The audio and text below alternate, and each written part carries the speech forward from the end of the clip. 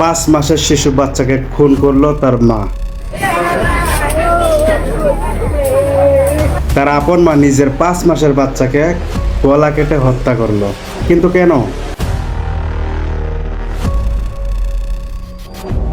আপনার নাম?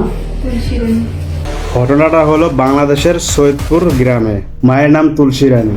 বলছে তার সন্তান হওয়ার পর নাকি তার ভালো করে খেতে পারে না, ঘুমাতে পারে না। ওই যে বাচ্চাটা হওয়ার পর হাতে আমি ভালো করে রান্না করে খাইতে পারি না, আর একটা মেয়ে আছে তাকেও সেবা যত্ন করতে পারি না।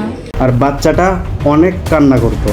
আচ্ছা, এবার আপনারাই বলুন তো, ছোট্ট শিশু বাচ্চাটা কান্নাকাটি তো একটু করবেই, তাই বলে কি তার গলা কেটে হত্যা করবে বা তাকে মারতে হবে? এমন মা যেন কোনো শিশুর কপালে না জোটে। আর এটা শুধু বাংলাদেশে একমাত্র সম্ভব। আর আপনাদের বাড়িতে কোনো শিশু বাচ্চা আছে কিনা কমেন্টে জানাবেন।